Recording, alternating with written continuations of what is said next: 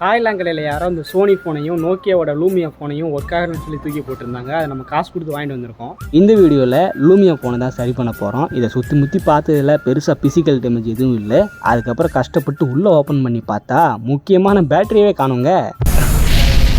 டிஸ்பிளேயில் வச்சேன்னு நினச்ச ஐசிக்கு பேட்டரியில் வச்சேன். இப்போதைக்கு பேட்டரி இல்லாமல் இந்த ஃபோன் நல்லா ஒர்க் ஆகுதான்னு செக் பண்ணுறதுக்கு எக்ஸ்டர்னல் பவர் சப்ளை கொடுக்கணும். ஆனால் அதில் பார்த்தீங்கன்னா 3 டெர்மினல் இருக்குது.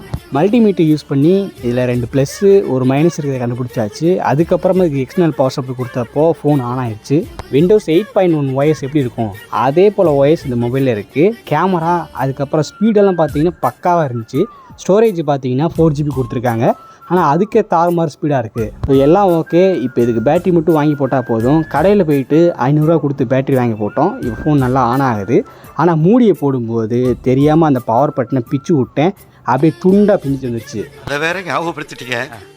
நெஞ்சமெல்லாம் பொண்ணு அறக்கு தம்பி. இந்த பவர் பட்டன்ற போய் மைனூட்டாக இருக்கும். அது இல்லாமல் ஃபோனே ஒர்க் ஆகாது. இதை சரி பண்ணுறதுக்காக நிறைய கடை ஏறி இறங்கினேன். பட் எங்கேயுமே முடியாதுன்னு சொல்லிட்டாங்க. அதுக்கப்புறம் நானே ஓனாக ட்ரை பண்ணி இந்த பவர் பட்டனை சரி பண்ணிட்டேன். இப்போ ஃபோன் பக்கா ஒர்க் ஆகிட்டுருக்கு. இதெல்லாம் எப்படி சரி பண்ணேன் அப்படிங்கிற முழு வீடியோ நம்ம சேனலுக்கு கொடுத்துருக்கேன். கண்டிப்பாக செக் பண்ணி பாருங்கள். இப்போ நம்ம ரீஸ்டோரேஷன் பண்ண இந்த நோக்கியா லூமியா ஃபோன் வந்து சேலுக்கு அவைலபிளாக இருக்குது. இந்த ஃபோன் உங்களுக்கு தேவை அப்படின்னா கீழே என்னோடய இன்ஸ்டாகிராம் ஐடி மென்ஷன் பண்ணியிருப்பேன். அதுக்கு வந்துட்டு இந்த ஃபோனுக்கு உங்கள் பட்ஜெட் என்ன, எவ்வளோ காசு தருவீங்க அப்படிங்கிற மெசேஜ் பண்ணிங்கன்னா எனக்கு ஓகேவாக இருந்துச்சு அப்படின்னா நான் அந்த ஃபோனை நான் உங்கள்கிட்ட செல் பண்ணிடுறேன்.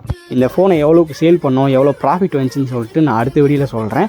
இந்த மாதிரி ரீஸ்டோரேஷன் வீடியோ பார்க்குறதுக்கு நம்ம சேனலை சப்ஸ்கிரைப் பண்ணி வச்சுக்கோங்க.